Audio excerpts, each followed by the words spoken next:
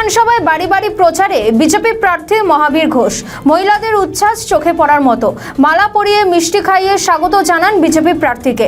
সুতি বিধানসভা কেন্দ্রের দহরপাড়, কয়েরডাঙ্গা ও সর্বেশ্বরপুর এলাকায় জোর কদমে নির্বাচনী প্রচার চালালেন বিজেপি প্রার্থী। বাড়ি বাড়ি গিয়ে পায়ে হেঁটে মানুষের সঙ্গে জনসংযোগ করেন তিনি।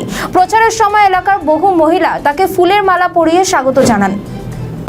সারা মানুষজন শুধু বিজেপিকে চায়। মানুষজন আমরা যে প্রচারে এসেছি সবাই আশীর্বাদ করছে, বলছে এর আগের বার হয়নি তো কী হয়েছে, এবার অবশ্যই হবে। মানুষজনের প্রত্যেকটা মানুষ আশীর্বাদ করছে, রাস্তা পথে দোকানপাটে প্রত্যেক জায়গায় বলছে যে এবার বিজেপি জিতছে, আমরা বিজেপিকে চাই, আমরা বাঁচতে চাই, তাই বিজেপিকে আমাদের দরকার, এইবার আর ভুল নয়।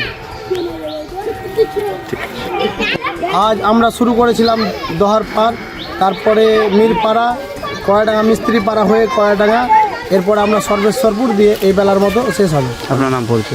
আমি সোমনাথ দাস, সুতি 3 নম্বর মণ্ডল সভাপতি। ভালো লাগছে, অনেক আশা আছে, ভালো লাগছে যেন এইভাবে এই দিনটা আসে। কি নাম আপনার? বিশাখা দাস, বাড়ি করে নতুন পূর্ণ সারা মহাবীরকে যিনি প্রার্থী হয়েছেন, সুতি বিধানসভা মহাবীর প্রার্থী হয়েছেন, তারাকে তিনি সমর্থন করেছেন এবং ভালোবেসেছেন যে মহাবীর ঘোষ সুতি বিধানসভার যোগ্য প্রার্থী, তাই তিনি তেনাকে আশীর্বাদ করছেন, মিষ্টি মুখ করাচ্ছেন। অতীশ দাস, সুতি মণ্ডল সভাপতি।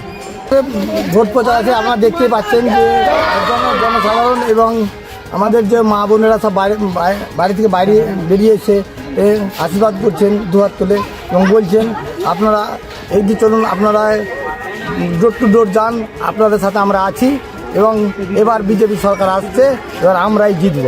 আচ্ছা, কোন জায়গায় করলেন আজকে ভোট? আজকে আমরা যেটা